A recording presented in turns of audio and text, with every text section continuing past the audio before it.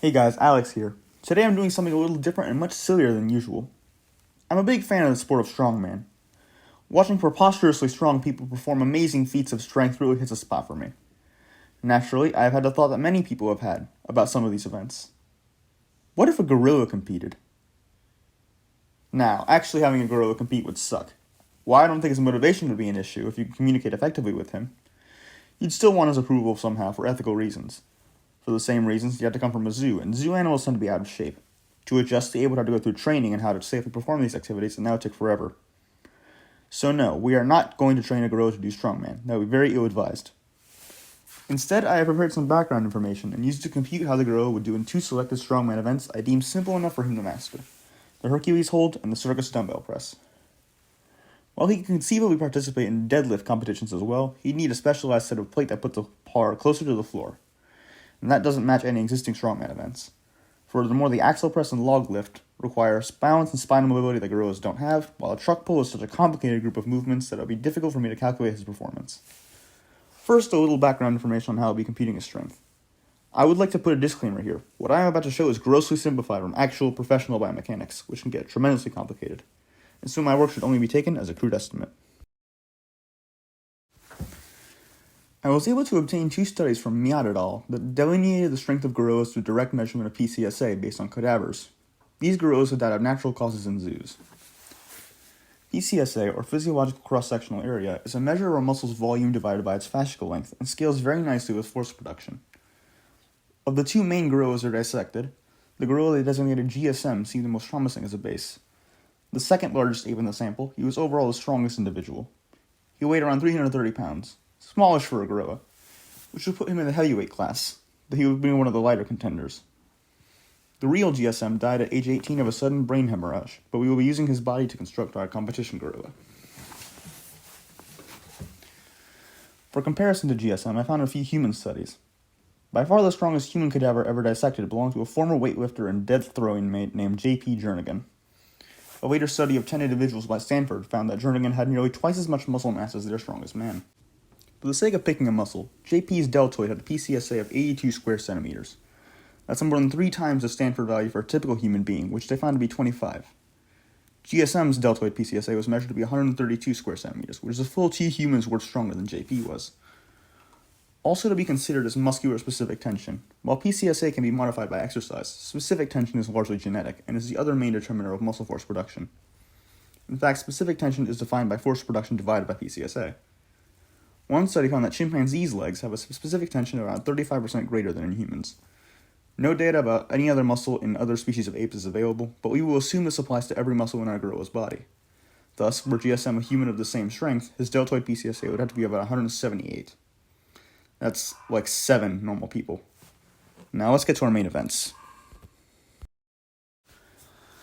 The Hercules Hold is a spectacular event. The strongman holds 2 320-pound pillars upright using his bare hands, plus some chalk, for as long as possible. The record holder as of today to the Hercules Hold belongs to Mark Felix. The strongest human hand dynamometer test ever belongs to Nathan Hull, whose hands were able to produce 350 pounds of force, more than 4 times that of the average person. For argument's sake, we'll assume Mark Felix's hands are about that strong. I couldn't find the value for a specific tension of human forearm muscles, so I'll have to go about this in a cruder way. The average of a healthy human's grip is around 80 pounds, and the combined PCSA of the average of human's finger flexors, including the thumb, is roughly 18 centimeters squared. This is adjusted for both sexes. Thus, we can estimate that for a human, each centimeter of PCSA is equal to around 4.45 pounds of force. Multiply that by 1.35 to get our gorilla's coefficient, which should be 6. The gorilla's combined PCSA is 99.5 centimeters squared, which multiplied by our coefficient gives a total force of 594 pounds. Way higher than Mark Felix could theoretically generate. The mechanics behind muscular endurance versus muscular strength are not well researched. However, we can safely assume that our gorilla, since his grip is roughly 70% greater than the strongman, should be able to hold for at least 70% longer. Mark Felix's record is 91 seconds, so our gorilla's best should be at least 154 seconds.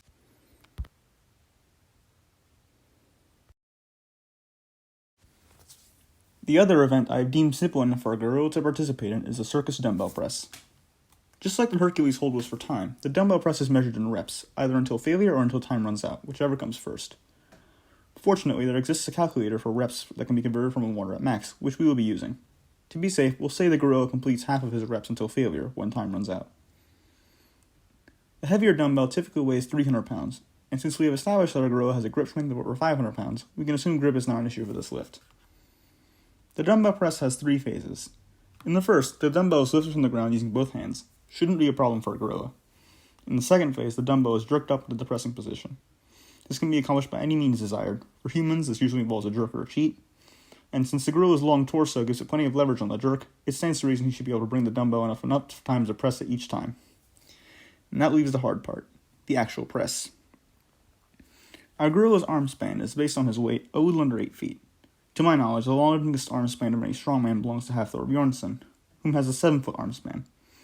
This means that however strong a gorilla is, he will have a mechanical disadvantage on the press relative to our current record holder for the 300-pound dumbbell in reps, Brian Shaw. Fortunately for our gorilla, judging from pictures, it looks like most of the span disparity is in the lower arm and hand, and not the upper arm. In the press phase, there are 2 movements happening, shoulder flexion and elbow extension. The weaker of the 2 movements determines the maximum weight that can reach lockout. While strongmen typically use a push press, the gorilla will be using a strict one, since first of all his short legs won't help him much when producing momentum, and second of all the calculations for such a movement are honestly beyond my beginner level biomechanics knowledge. For shoulder flexion, the gorilla comes equipped with a Deltoid PCSA of 132 centimeters squared, which based on the analysis of JP's cadaver should give him the ability to produce 4,400 newtons, or 989 pounds of force using that deltoid. Since about 2/3 of that can contribute to a shoulder press, the rear delt not being included, it makes 660 pounds a reasonable maximum force. This does not mean that he can press that though, which we'll discuss in a moment. Anyway, to this, we will add half the contraction of the supraspinatus, which helps stabilize the motion, adding what should be based on JP's cadaver, 209 pounds for a gorilla. Since the gorilla's biceps muscle is blended with his pectoralis major and deltoid, according to Diojo and Wood, we'll add a quarter of the biceps contraction too, for a force of what is, based on JP's cadaver, about 100 pounds. If our gorilla has proper form with a stacked elbow, the lever arm length should roughly equal his humerus length. Since he weighs 330 pounds and is presumably of ordinary build for his species, that length should be, based on allometric data, about 41 centimeters, so roughly 16 inches. His deltoid's fascicle length is about 4 inches, so it attaches roughly 4 inches down the humerus. His supraspinatus attaches directly at the peak, perhaps 1 inch down, and his biceps shoulder flexion moment is about midway down the humerus. So, the force he should produce is calculated on the screen here. With these added together, it seems a gorilla's pressing force at the shoulder should be around 413 pounds. Meanwhile, the elbow extension moment is much simpler, as it is directly vertical the entire time. Our gorilla's almost should be about 14 inches long. At its worst moment arm, the triceps extension should have a mechanical advantage of 1 to 13, which seems not to bode well. But since the forearm is vertical, the mechanical disadvantage is really closer to 1/2, as shown in the picture. This gives our gorilla's elbow extension force at what should be, based on JP's cadaver once more, a whopping 1,180 pounds. Now, we're going to remove 180 of those pounds because the long head of the triceps is not useful during a press. Now, we'll divide by 2 due to the mechanical advantage, which makes it about 500 pounds. This means the limiting factor is indeed shoulder flexion, putting our gorilla's 1 rep max of the Circus dumbbell press at 413 pounds. This exceeds the heaviest Circus dumbbell lift on record, which belongs to this Polish strongman. Based on a rather questionable bodybuilding website, with that 1 rep max, our gorilla should be able to press 1,300 pounds 11 times. In 90 seconds, we'll say he accomplishes 6 of those. He is a little clumsy after all. So, he ends up tying with Shaw for reps, but only because we've assumed Shaw was more efficient in his timing than our gorilla was. Looks like our gorilla would break the world records in the Hercules Hold and for a strict dumbbell press, though perhaps not on the overall Circus dumbbell press event. Unfortunately, some preliminary calculations for a hypothetical squat proved less astounding. While the gorilla has the advantage of specific tension and great leverages, his absolute muscle mass in the lower body falls somewhat short of what our strongmen probably come equipped with. So it looks like our gorilla would be below average in performance for a strongman of his weight, at least in that aspect, though still vastly stronger than the usual human lifter. While the Guinness Book of World Records claims a large male gorilla can deadlift 1,800 pounds, my preliminary number crunching suggests that's probably an exaggeration. Anyway, with this silly thought experiment over, I'd like to announce that next month's video will probably be about the gorilla from the pure primatology perspective, unless something else comes up. I'll see you next time.